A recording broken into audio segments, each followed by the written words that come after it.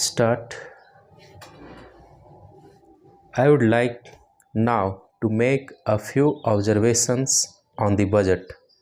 This budget marks a turning point in the history of our country. It is no use attempting, as some of my friends have done, either to deprecate the budget very strongly or to suggest that we are not witnessing a new revolution in our methods of fiscal training and technique. I want it to be quite clearly pointed out to my friends that we are now facing the lean years of Indian finance. Hitherto, we had revenue surpluses, which were a form of public saving and which were meant to be utilized for capital development. Hereafter, this form of revenue surplus would not be available. We have therefore to find out ways and means of implementing our great program of national reconstruction at minimum cost. My point is that the deficit on revenue account would be of the order of about rupees 19 to 20 crores. Here, let me point out that I do not agree with those of my friends in the finance department who have attempted to suggest that rupees 9 or 18 crores which were obtained from Pakistan should be put to the revenue side of the budget. They are to be put on the capital side, but that does not seriously alter the trend of my argument. What I am suggesting is that we would have to be prepared for a deficit of a much higher order even on the revenue side. That itself should make us realize that there are very many problems which we have to face and that we have to undertake ways and means of increasing the resources of our country so that it might be possible for us to have a greater amount of surplus or a greater amount of public saving for the purpose of financing capital development. The finance minister, in the course of his speech, Mr. Deputy Minister, pointed out that the deficits during the past 2 years were of the order of rupees 83 crores.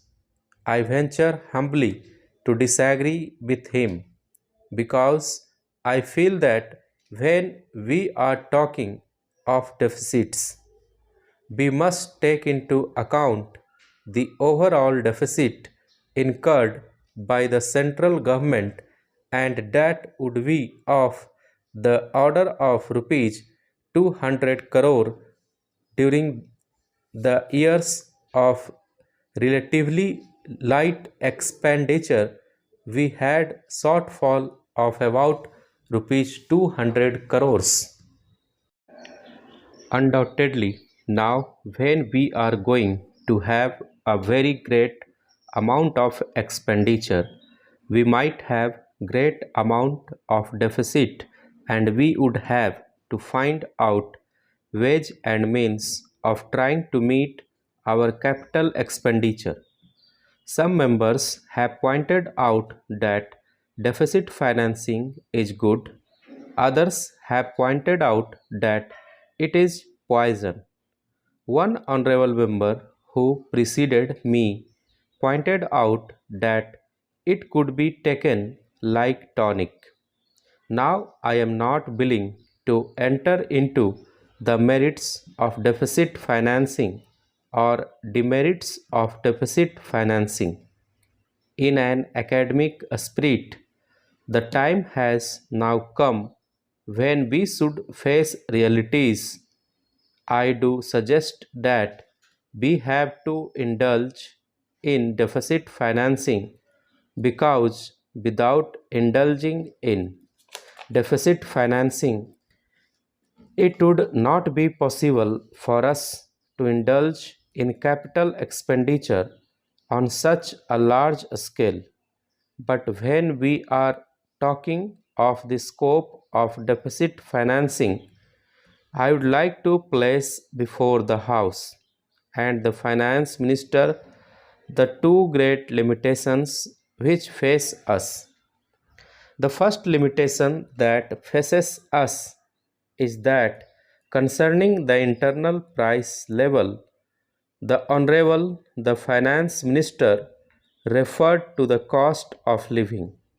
He said that he was going to keep a watch over the cost of living so that it may not shoot up within a short period and make a mess of the plans of capital development.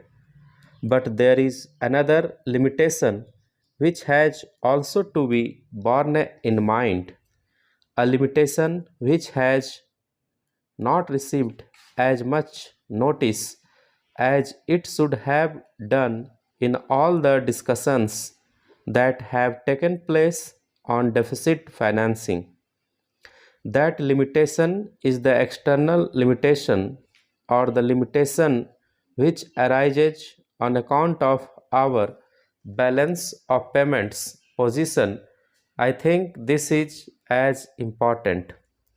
Mr. Deputy Speaker, as the internal price level, and I should like to elaborate that particular point a bit more because I feel that a time will shortly arrive when we might have either to reconsider our policy or might even have to leave the Sterling Club of which we are a member. The second serious limitation is as serious as the first. What would be the consequences of deficit financing on our balance of payments? The finance minister, in his budget speech, points out that so far as the balance of payments position is concerned, they have now, whether it is by accident or design, a favorable balance, and they have contributed about rupees 63 crores to the dollar pool during the past 6 months. But the moment we indulge in past 6 months, but the moment we indulge in deficit financing, we have to be prepared for worsening of our balance of payments. Stop.